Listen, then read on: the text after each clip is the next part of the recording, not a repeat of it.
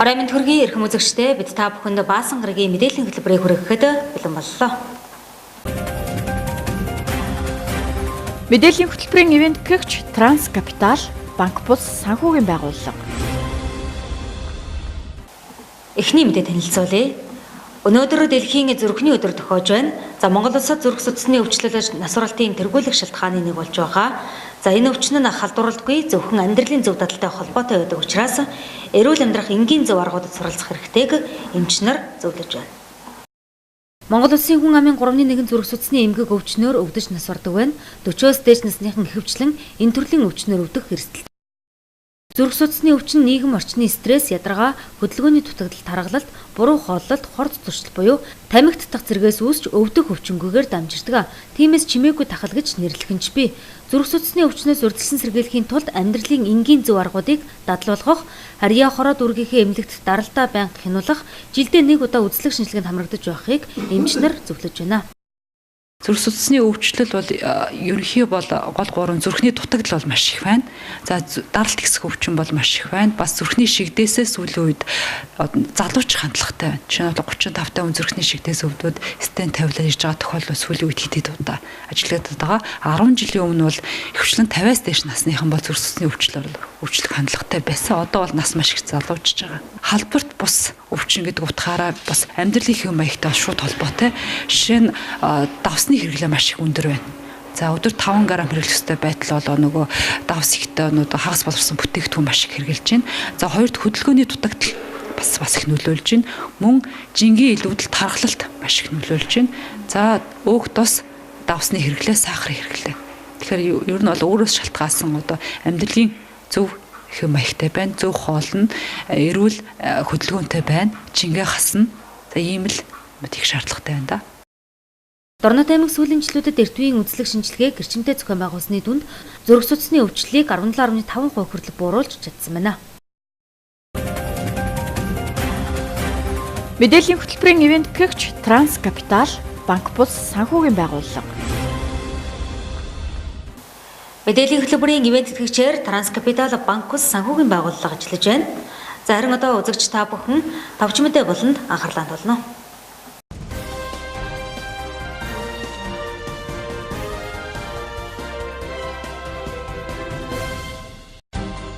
Эмийн ховор ургамал дэрвэр жиргүүр төвөн бэлтгэж гадаад улсад экспортлохыг 2018 оны 1-р сарын 1-ээс 2022 оны 1-р сарын 1-ний хүртэл 5 жилийн хугацаанд хориглох шийдвэрийг байгаль орчин аян жуулчлалын сайд оюун хурал гаргажээ. За Монгол улсын ховор ургамлын жагсаалтанд багтсан дэрвэр жиргүүрийг улс дахь аюул орхоос урьдчилан сэргийлэх, биологийн нөөцийг хамгаалах экологийн шаардлагыг харгалзан ийхүү шийдвэрлсэн байна. Дэрвэр жиргүүр нь ургамлын шүхэртний огт багтах Монгол орны Хинтийн хангай, Монгол дагуур Дорнодын тал хэрийн бүсэд дархсан ургамлаа. 80 см-ээс 1 м хүртэл нь эгц доош орсон голсон үндсийг нь эмийн түүхийд болгон ашигладаг байна.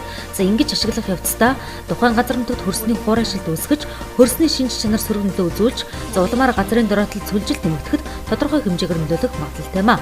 За анх 2015 онд тус ургамлыг түүж бэлтгэх, гадаад улсад экспортлохыг 5 жилээр хориглох шийдвэр гаргаж байсан.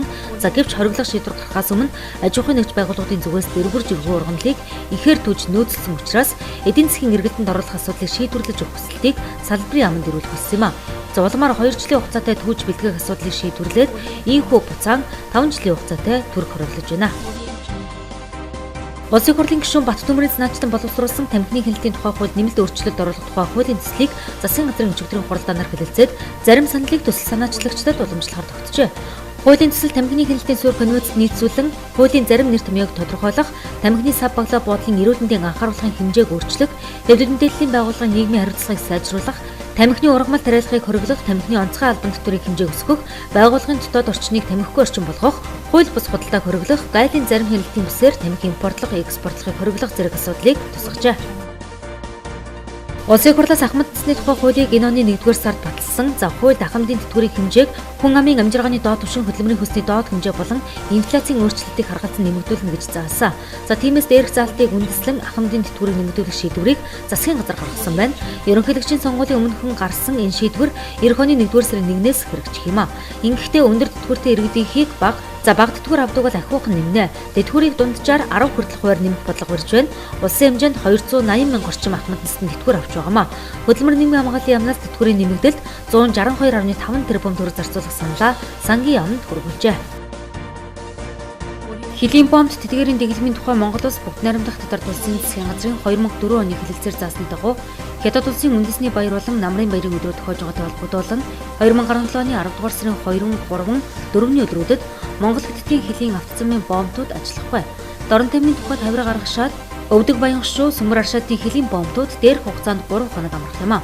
За зөвхөн хилийн автозамын бомбтууд тухайн өдрүүд ажиллахгүй учраас бүгд найрамдах Хятад ард улс руу олон улсын галт тэрэг болон нисэх онгоцоор зорчих боломжтой. Дорн тамиртай хил залгаа Манжуур хот руу Хүннүү Air компани Улаанбаатар Манжуур, Улаанбаатар чиглэлийн нислэг 7 хоног бүрийн даваа лавг баасан гарагт тогтмол босч байна. Мэдээллийн хөтөлбөрийн ивент гэгч Транскапитал, банк бус санхүүгийн байгууллага. Мэдээллийн хөтөлбөр тодруулга булангаар үргэлжилж байна.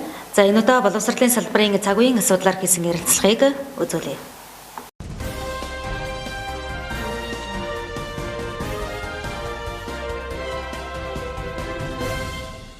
Тодруулга булангийн өнөөдрийн дугаарын зочноор боловсрол соёл урлагийн газрын дарга Нансалмаа оролцож байна. За урилга хүлээн авсан танд баярлалаа. Баярлалаа. Тэгэхээр за удахгүй Монголын багш нарын 51 дахь өдрийг тэмдэглэн өнгөрүүлэх гэж байна. За энэ хүрээнд Дорнтой аймгийн хэмжээнд ямар үйл ажиллагаа зохион байгуулалт татлуулагдаж байна вэ? За Дэлхийн багш нарын 21 дахь жил Монголын багш нарын 51 дахь өдрийн баярын мэндийг нийт Дорнтой аймгийн одоо багш сургууль хүмүүжүүлэгчид, суралцагчид, оюутнууд, иргэдтэй бас аймгийн боловсрол соёлын газрын өмнөөс энэ баярын мэндийг өргөн дэвшүүлж байна. Энэ жилийн бид нар Монголын багш нарын 51 дахь өдрийг Дорнтой аймгийн хэмжээнд засгийн газраас батлагдсан тогтоолын дагуу жил бүрийн 10 сарын 5-ны өдөр тэмдэглэгддэг байгаа. Энэ уламжлалаараа бид багш нарын баяраа 10 дугаар сарын 5-ны өдөр зохион байгуулахаар бэлтгэл ажил хийгдэж байна. За багш нарын баярыг зөвхөн нэг өдөр тэмдэглээд өнгөрөөхгүй энэ одоо өдрийг тэмдэглэлт өдрийг угтсан маш олон ажил арга хэмжээг боловсролын салбарынхаа хүрээнд зохион байгуулан ажиллаж байна. За тухайлах юм бол багш нарынхаа хөдөлгөөн эрүүл мэндийг дэмжиж уламжлал болон зохион байгуулагддаг биеийн тамирын спортын тэмцээн уралдаанууд маань өнгөрсөн 7 хоногоос эхлээд бүх сургууль цэцэрлэгүүдийнхаа хүрээнд 3 төрөлт спортын төрлөөр бас амжилттай зохион байгуулагдаж явагдаж байна. За ингэснээрээ энэ спортын уралдаан тэмцээн бас тухайн сургууль баг хамт олныг бас одоо багаар ажиллах чадварыг нэмэгдүүлэх, хөдөлгөөн эрүүл мэндийг бас тодорхой хэмжээгээр дэмжих гэдэг олон талын ач холбогдолтой гэж ингэж үзэж байна. За энэ жилийн хувьд бол спортын тэмцээнд бид нар модон бөмбөгийн төрлийг шинээр оруулж ирсэн онцлогтой байгаа. За модон бөмбөгийн спортыг бас ерөнхий боловсролын сургуулиуд дээр одоо шинээр одоо түгээн дэлгэрүүлэх, хүүхэд багчуудаа заан сургах энэ шинээр төрлийн спортыг бас нутагшуулах юм зорилгыг манай Дорнот их сургуулиас санаачлан бас бид нартай хамтран ажиллаж байгаа гэдгийг бас онцлог хэлхийг хүсэж байна. За дараагийн нэг ажил бол энэ багш нарын баяраа угтаж бид нар одоо бүтээлч ажлыг манай багш нар бас санаачлал хийх гэж байна. Хэрлэн гол нэг голын хүүхдүүд гэсэн одоо аймгийн засгийн даргын санаачлагаар хэрэгжиж байгаа энэ төсөлт ажлыг манай хим биолог байгалийн ухааны багш нар бас дэмжиж нэг өдрийн одоо нэг хэрлэн голын хүүхдүүд гэсэн энэ ажлыг бүтээлч ажлыг 10 сарын 3-ны өдөр хэрлэн голын одоо эрэг сав дагуу таних тэмдэглэгээ хийлэх одоо тэр ногоон бүсийг цэвэр байлгах те хадгалан хамгаалах энэ үйлслийг хүүхдүүдэд төлөвшүүлэх ажлыг зохион байгуулах гэж байна. За мөн Дорнотын багш нар маань бас маш их бүтээлч ийм одоо багш нар олон байдаг. Тэгэхээр багш суралцагчдынхаа энэ шилдэг бүтээлийн үүсгэлэнг ард иргэдтэй салбарынхаа хүрээнд бас толилуулан сурталчлах ажлыг бид нэр зохион байгуулахаар Дорнотын бахархал гэсэн энэ үүсгэлэнг гаргахаар бас бэлтгэл ажлаа хангаж байна. За бас энэ жилийн онцлог дуу хөгжмийн багш нарынхаа бас ур чадвар авиас бэлгийг олон нийтэд сурталчлах зорилготой дуу хөгжмийн багш нар маань бас одоо багш нарын баяраараа багш танаа гэсэн ийм концертыг толилуулахаар бас бэлтгэл ажил хангагдчих байна. За гэх жишээтэй тэгээд энэ Монголын багш нарынхаа өдрөөр олон багш нарынхаа одоо бүтээлчийн ажлыг заах арга ур чадварыг олон нийтэд сурталчилсан, харилцан бие биенээсээ суралцсан одоо маш олон ажлуудыг зохион байгуулахаар бэлтгэл хангаж байна. Тэгэхээр багш нарын эрхийг хамгаалах өдрийн за өмнөхөнтэй бол саяхан багш нарын бас цалингүй ажил аял зохион байгуулагдлаа л да. За багш нарын цалинг нэмэгдүүлэх талаар засгийн газар шаардлага өргүүлээд тэмцлийн бас хэлбэрүүд ингээ үргэлжлэн явж байна.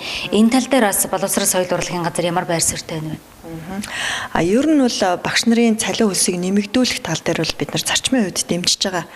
Тэгээ ер нь одоо энэ зах зээлд хүмүүсийн амжиргааны төвшин, энэ эдийн засгийн одоо тий үнийн өсөлт энэ байдалтай шалтгаалаад одоо багш нарын авж байгаа цалин бол амьдралд нь хүрэлцэхгүй байгаа гэдэг нь бол судалгаан дээр ч амьдрал дээр ч бас нотлогдож байгаа. Тэгээд энэ талаар бол бид нар бас хийсэн судалгаа, цуглуулсан мэдээллүүд бас байгаа. Тэгэхээр зайлшгүй ганц одоо багш нарын гэхээсээ илүүтэй энэ боловсролын салбарт, боловсрол соёл урлагийн салбарт ажиллаж байгаа бүх ажилтаа албан хаагчдын цалин хөлсийг нэмэгдүүлэх тал дээр бол бид нар санал нэгтэй байгаа.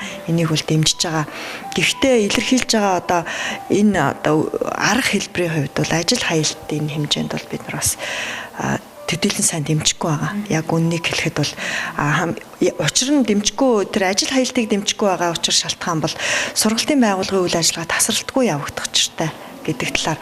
Нөгөө талаар одоо энд суралцж байгаа хүүхдүүд болоод эцэг эхчүүдийн эрхийг бас зөрчих те үйлчлэгээ тасралтгүй авах гэсэн энэ эрхийг зөрчигдөж байгаа гэж ингэж үзэх талтай. Тэгээ энэ утгаараа бид нар сургалтын байгууллагын үйл ажиллагааг тасралтгүй хэвээ явуулах тал дээр бас нэлээд анхаарч байна.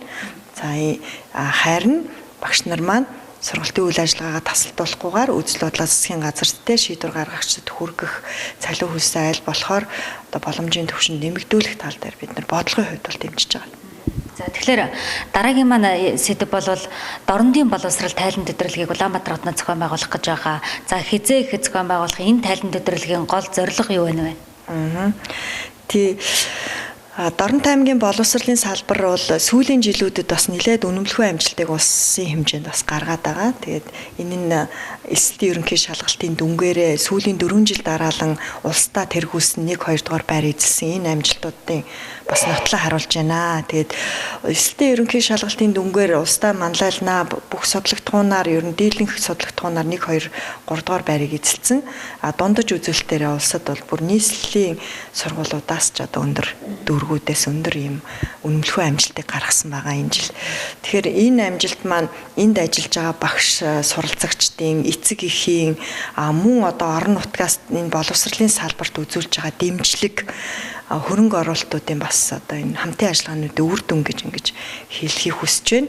Тэгээ энэ амжилтаа энэ хамтын амжилт, хамтын үр дүнгээ бид нар бас сурталчлах учиртай гэд аймгийн засаг даргын дэмжлэгээр энэ одоо 10 дугаар сарын 10-наас 12-ны өдрүүдэд нийслэл Улаанбаатар хотноо дорнодын боловсрал гэсэн тайлан өдрөлгийг зохион байгуулах гэж байна. Тэгээ ингэснээрээ бид нар бас энэ дорнодын боловсролын багш нарын суралцагчдын гаргасан амжилтыг шилдэг одоо туршлага сайн одоо заах арга барилуудыг олон нийтэд сурталчлах түгээх төдийгүй дорнодын боловсралд одоо хийх хөрөнгө оруулалтууд гэдэг юм уу те дорнодын боловсролын одоо нэр хүндийг өсгөх ийм ажлууд бас нэлээд хийгдэх учиртай гэж харж байгаа. Дорнодын боловсролын багш нарын за сайн туршлага шилдэг арга зүйг нэг жишээгээр хэлбэл. За хамгийн сүүлийн жишээ гэх юм бол 2016 оны ажлын үзүүлэлтээр Монгол Улсын шилдэг багшаар манай хан уул зохицолтын сургуулийн бага ангийн багш Совдмаа багш маань шалгарлаа.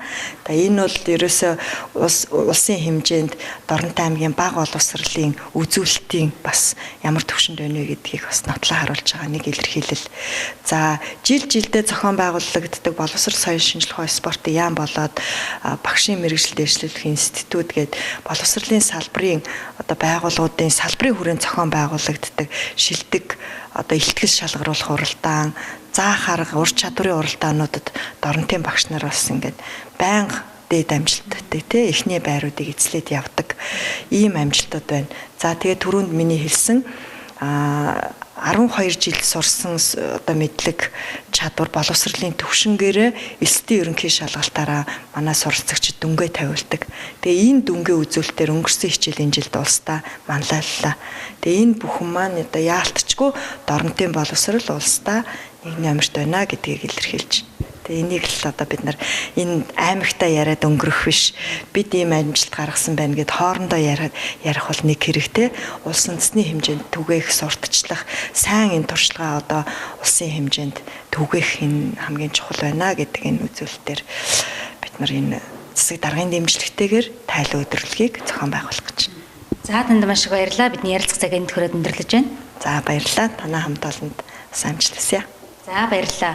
Үзэгчдээ тодруулгын өнөөдрийн дугаарын зочноор боловсрол соёл урлагийн газрын дарга Нансалмаа оролцлоо.